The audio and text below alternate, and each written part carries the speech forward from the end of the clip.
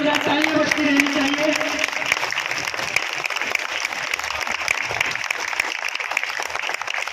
इसके पश्चात हमारे बीच उपस्थित हैं डॉक्टर रविशंकर दीक्षित सर, प्रदेश संगठन प्रभारी। इनके स्वागत के लिए मैं बुलाना चाहूंगा छवि भाई को, वे आए और हमारे प्रदेश संगठन प्रभारी दीक्षित सर का स्वागत करेंगे। जोरदार तालियां। हमारे बीच उपस्थित है माननीय श्री पूरनदास जी, प्रदेश मीडिया प्रभारी। आपके स्वागत के लिए मैं मुकुंद सर को आमंत्रित करना चाहूंगा, वे आए और पूरन भाई का स्वागत करें। मैं पुनः मिरी सर के स्वागत के लिए आमंत्रित करना चाहूंगा डॉक्टर गोपाल चंद्रवंशी सर को, वे आए और मिरी सर को पुष्पहार से स्वागत करेंगे। जोरदार तालियां बजती रहनी चाहिए।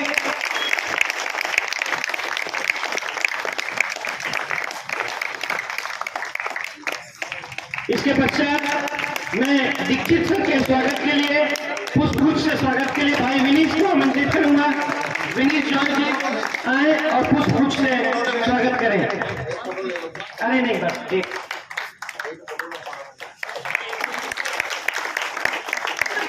मेहमान जो हमारा होता है वो जान से प्यारा होता है। जोरदार तालियां हमारे अतिथियों के लिए।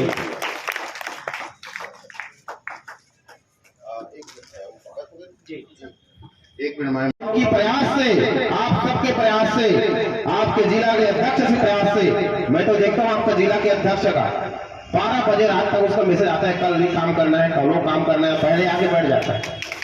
ये करके छोटी मोटी बात है। जो संगठन में काम करके उसको पता होता है रात कैसे होता है, दिन कैसे होता है। हमारे पूर्व प्रदेश अध्यक्ष सम्माननीय हेमंत सिन्हा जी कल 12-1 बजे तक हमारे जितने भी न्यूज चैनल आप लोग सब व्हाट्सएप में डाले थे, खोज के हमारा NHM संघ का FB है, फेसबुक आईडी है, पूरा डाल रहे थे। पूरा प्रधानमंत्री से लेकर विधायक तक को टेक कर रहे थे। ये छोटी मोटी बात है, सोशल मीडिया की जमाना है। आप एक टच कर दोगे तो सब देख सकते कौन ने टच किया। तो साथियों, ये लड़ाई शासन से है, जिन्होंने हमसे हमारे मंच में आके वादा किया था कि आपको 100 दिन के अंदर नियमितीकरण कर देंगे, आपको समस्या का समाधान कर देंगे। हमारी यही प्रार्थना है आप सभी से।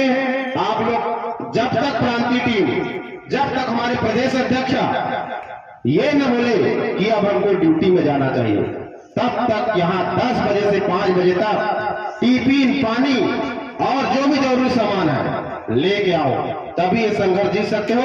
अन्यथा 20 साल हो गया, 20 साल के बाद तो बहुत सारे साथियों को 4-5 साल में तो रिटायर भी हो जाएंगे, न उसको बीमा है न पेंशन है। क्या अपने बच्चे के लिए बचाएंगे? आजकल शिक्षा महंगी हो गई है, पढ़ाई महंगा हो गया है, कपड़ा महंगा हो गया है। क्या हम इंसान नहीं है? हम 20 साल की नौकरी के बाद एक घर नहीं बना सकते छोटा सा? एक पेंशन के लिए हम हकदार नहीं है? अपने बच्चे को नहीं पढ़ा सकते हैं? अपने बीमारी का इलाज नहीं करा सकते? खुद का बीमारी का आपको होगा, आपको बीमारी के नाम में छुट्टी नहीं मिलेगा, अब एथनिक में जाएगा। जबकि आप बड़े से बड़े बीमारी का इलाज कर रहे हैं, संस्थागत प्रसव करा रहे हैं और टीकाकरण कर रहे हैं, MDR-TB मरीज, कुष्ठ मरीज, मलेरिया मरीज, सभी प्रकार की बीमारियों का इलाज करा है। और जब हमारी बारी आती है हमको 1 दिन का छुट्टी नहीं मिलेगा, वो एथनिक में जाएगा। ये सोचने वाली बात है। और जिसके दिल में यदि सोच नहीं और दिमाग में कुछ नहीं चल रहा होगा, उस गद्दारों को खैरत में देंगे हम लोग। ये भी हमको सोचना पड़ेगा। मेरा सभी से एक बात पूरा निवेदन है, जिस प्रकार हम लोग ड्यूटी से जितना भी हमें छठी में रहे, मरनी में गए, अगर कल ड्यूटी है दौड़ते भागते आ जाएंगे। 10 बजे पहुंचने और आंख वाला आजकल आ गया है, लगाना है करके, और यहाँ आने के लिए कई तो बहाने चालू हो जाता है। साथियों, ज्यादा बोलने की जरूरत नहीं है, पढ़े लिखे समझदार लोग हैं। मैं भी बेमेतरा का जिला अध्यक्ष हूँ, मैं खुद अपने जिला संभालना चाह रहा था। सर ने मेरे सक्रियता को देखे, जैसे भी लगा मेरे को जाना है, मतलब जाना है।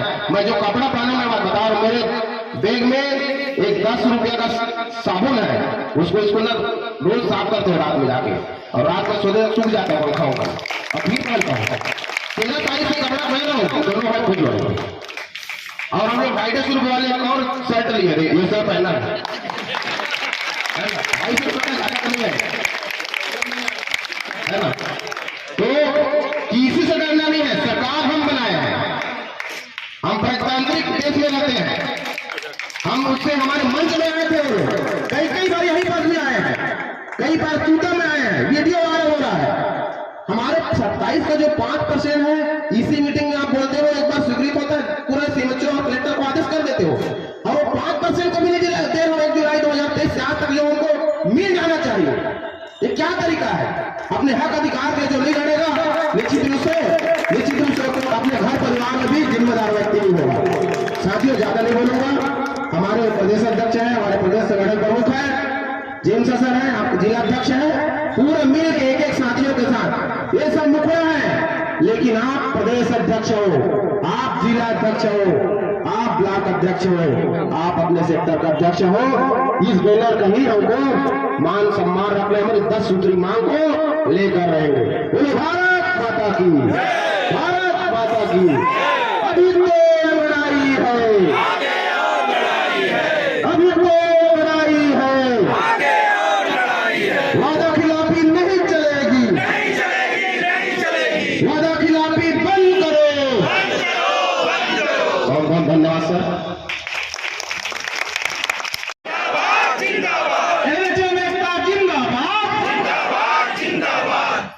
कवर्धा धर्म नगरी में एनएचएम के जितने भी साथी यहाँ एकत्रित हैं, सम्मानित James John sir, Pradeep Thakur sir, Mukund Rao sir और तिवारी जी भी यहाँ नहीं है, उनसे बात भी हुई, आ रहे हैं, रास्ते में हैं, सौरभ तिवारी सर, भास्कर भाई, डॉक्टर ममता मैम, हेमराज ठाकुर जी,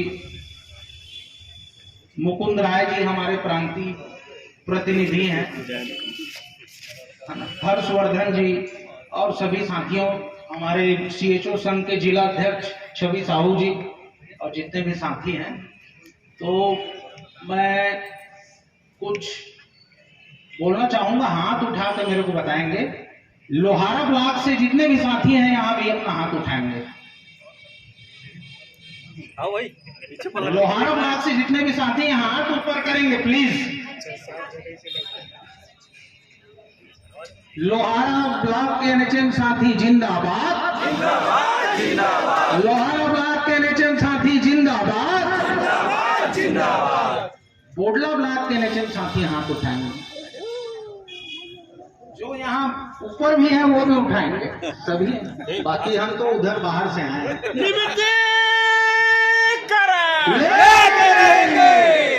बोडला ब्लॉक के एनएचएम साथी जिंदाबाद, जिंदाबाद, जिंदाबाद। बोडला ब्लॉक के एनएचएम साथी जिंदाबाद, जिंदाबाद, जिंदाबाद। पंडरिया ब्लॉक के एनएचएम साथी हाथ उठाएंगे। पंडरिया ब्लॉक के एनएचएम साथी जिंदाबाद, जिंदाबाद, जिंदाबाद। पंडरिया ब्लॉक के एनएचएम साथी जिंदाबाद, जिंदाबाद, जिंदाबाद। कवर्धा ब्लॉक के एनएचएम साथी हाथ उठाएंगे। कवर्धा ब्लॉक के एनएचएम साथी जिंदाबाद, जिंदाबाद, जिंदाबाद। हम अपना अधिकार मांगते, हमसे जो टकराया है, हमसे जो टकराएगा, ऐसा ही है साथियों, 5 साल पछताया है, हमसे जो टकराया है। भले हमारा संघर्ष लंबा है, लेकिन अब हम उस संघर्ष में कुछ हासिल करने के लिए आए हैं। इस अब की बात, अब की बार एनएचएम करनी है तैयार, वो आश्वासनों से नहीं रुकेगा, उसे परिणाम चाहिए। आश्वासन हमको नहीं चाहिए, आश्वासन हमको नहीं चाहिए, हमें आदेश चाहिए। आश्वासन नहीं, आदेश चाहिए। तो साथियों, ऐसी ही ऊर्जा पूरे 33 जिलों में बनी हुई है, मैं आपको बताना चाहूंगा। और कल से ही ये अनिश्चितकालीन जो हमारा प्रोटेस्ट है वो शुरू हुआ है। आज द्वितीय दिवस है और आप सबकी ऊर्जा को देख के यहाँ धर्म नगरी में आके हम और ज्यादा ऊर्जा से लबरेज हो जाते हैं। तो ऐसी ही ऊर्जा बना के रखिए और हम आपको निश्चित रूप से कहते हैं कि अब हम खाली हाथ नहीं लौटेंगे। साथ लौटने का सिलसिला खत्म हो गया। 20 वर्ष हो गए दोस्तों। 10 की 10, जस की 10।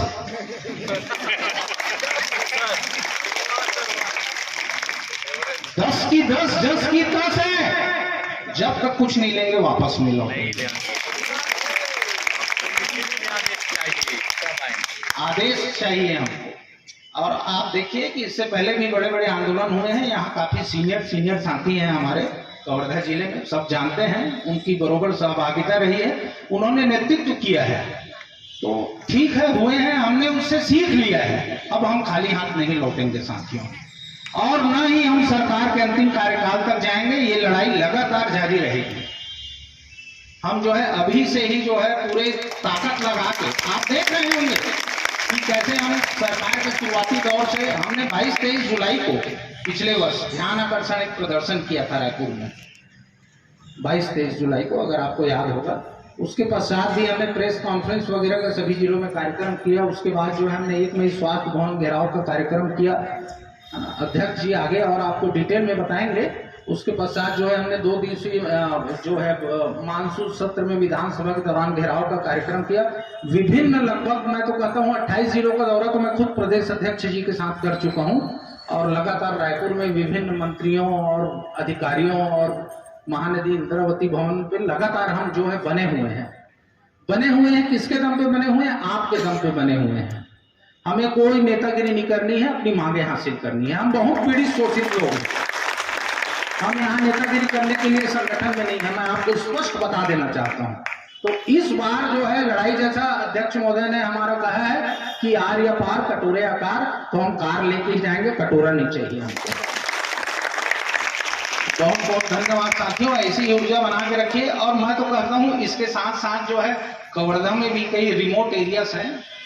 कवर्धा जिला जो है बहुत बड़ा जिला है, कई रिमोट एरियाज है, वहां से अच्छी खबरें बनवाइए काम प्रभावित होने की, और उसको मीडिया में प्रसारित करने का प्रयास कीजिए, और तरह तरह की नई एक्टिविटी कीजिए, जो आपको जो है सामूहिक प्रयासों से ही हमको चीजें मिलेंगी।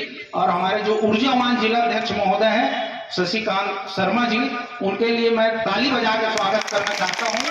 संघर्ष करो, हम तुम्हारे साथ हैं। उनकी वाणी, उनकी जो है सौम्य छवि, वैसे भी सौम्य दिखते ही हैं, है ना?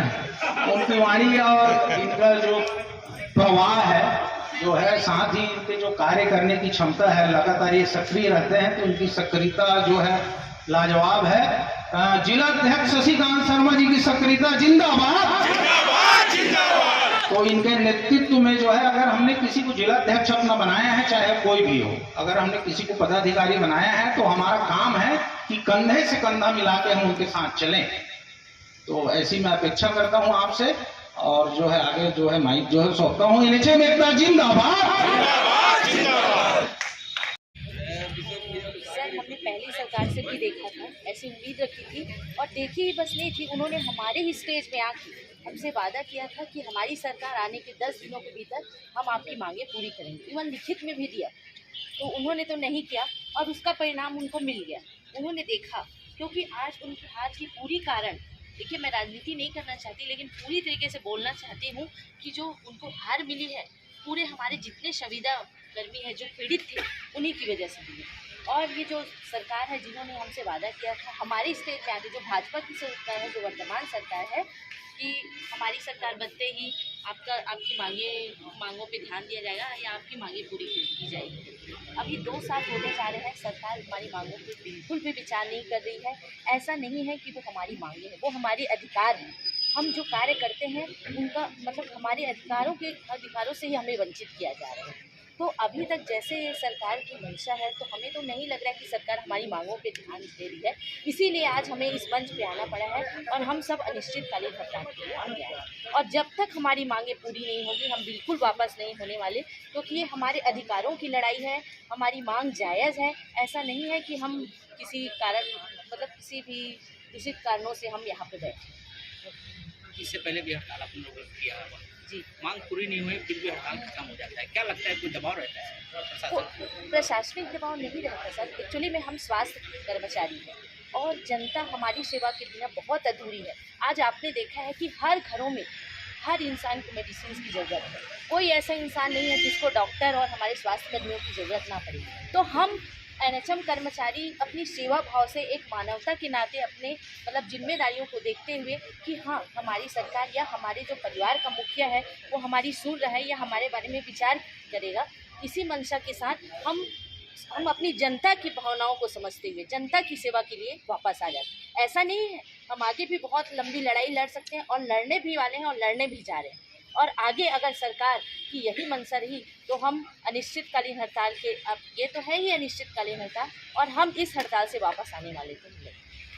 आप लोग के कई साथी हैं जिनको 15 से 20 साल हो गए जॉब जी, पे, जी। रेगुलर नहीं हो पाया है, जी। लाइफ सिक्योर नहीं दिख रहा है। जी, जी। क्या लगता है सरकार आप लोग के साथ कुछ दगाबाजी ही कर रही है या खाली दिलासा दे रही है?